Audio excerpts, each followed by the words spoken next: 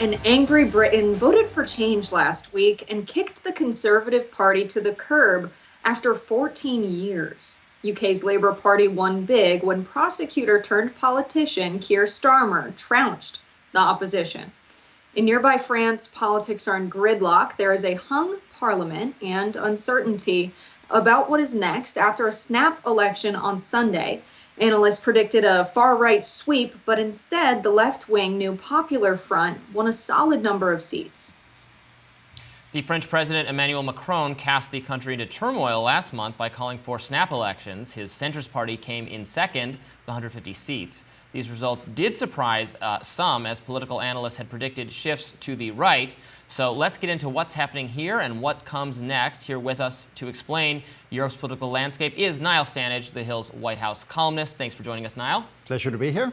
So let's actually start with France, because these results are more recent. And my understanding from looking at it is that while the conservative people did not do as well as expected, that was explicitly because of a strategy adopted by Macron's coalition and the left coalition to strategically withdraw alternately from some of the races in order to make it so to consolidate the non-conservative vote, and that's why these results are this way. Can you speak to that? Yeah, that's right, except that they wouldn't use the word conservative. They would use the word far right to describe the Marine Le Pen helmed party that was expected to win this second round. There is also a centre-right conservative party in France, but we won't get too deep into the weeds there.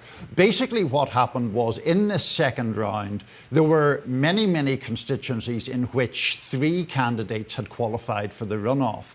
And in more than 200 of those instances, either the Macron candidate or the left/Green candidate dropped out to give the other guy a clear shot at defeating the National Rally, which is the Marine Le Pen party, and that appears to have worked as a tactical matter. Yeah, I saw a lot of conservatives complaining that it's cheating or it's a dirty trick. I'm like, well, that's just politics. That's just how it works. Tactical voting, right? So speak to us now of the results in England, where we've been talking a lot on the show about the rightward trajectory of Europe, about frustration with center-left neoliberal governance, frustration with the economic situation, with immigration in particular.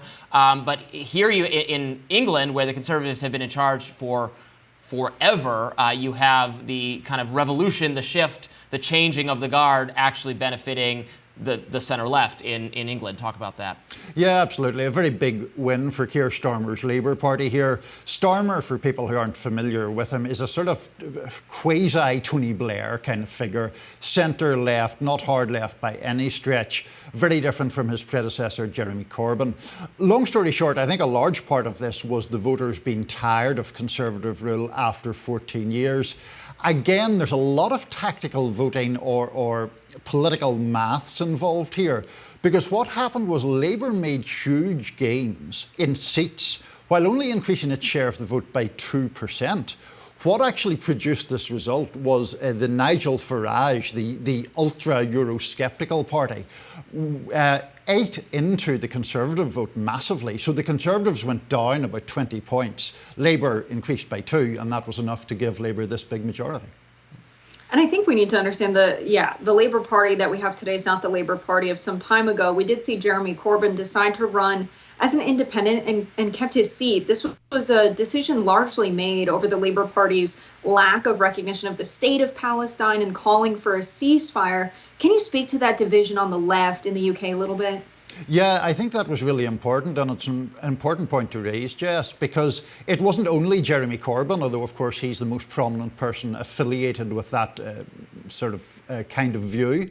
There were a number of other seats where independents ran and defeated Labour candidates primarily over the issue of Gaza, including one shadow cabinet minister in the city of Leicester who lost his seat on that exact issue.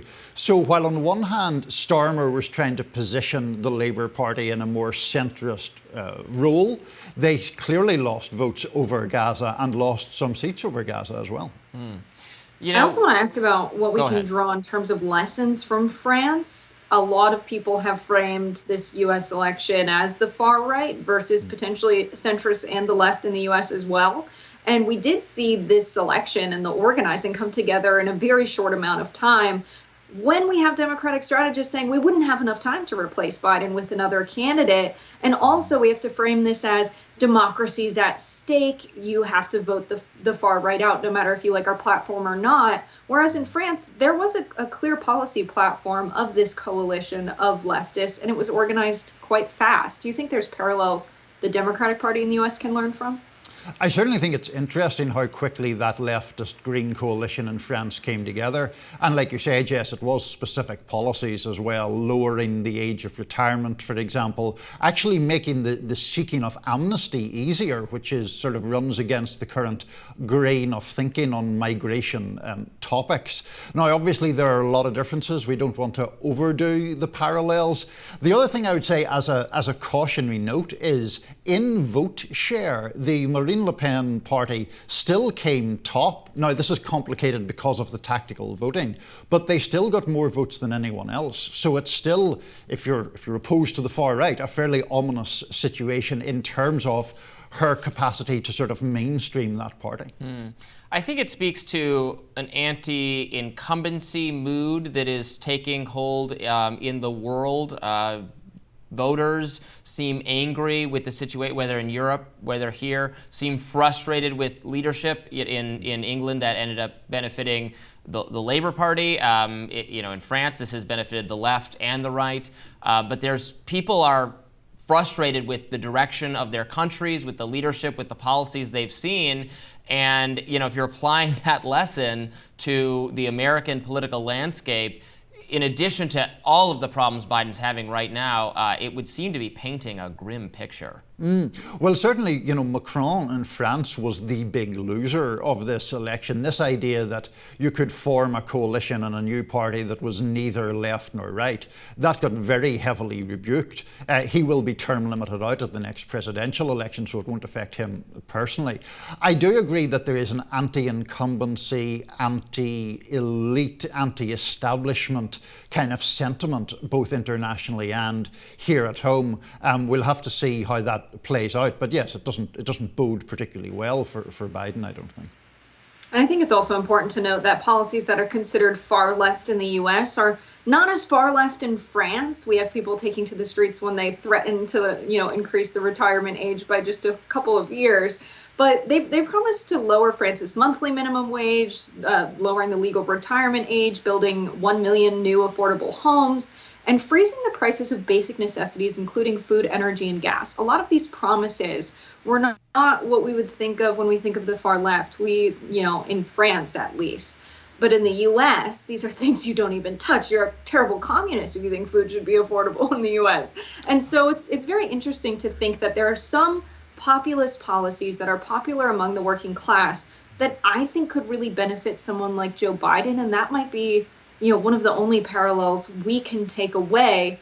But do you think it's too little too late for the Democrats to start promising real things, given they've been in office for 4 years and people are not happy with the economy?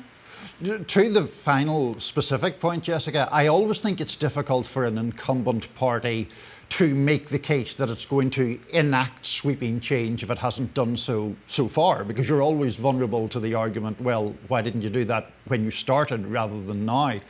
To your broader point, though, yes, absolutely, there are in Europe generally, particularly Western Europe, the centre of political gravity in terms of the political parties is just vastly different. I think about it having grown up in the north of Ireland, part of the UK.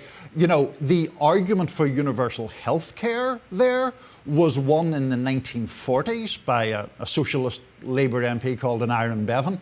We are still arguing about that in this country. It is still seen as something that has a whiff of communism about it, when in fact it's one of the most revered institutions in British life. I certainly smell communism, but we'll leave that debate for another day. Niall Stanage, thank you so much for joining us. Thank you.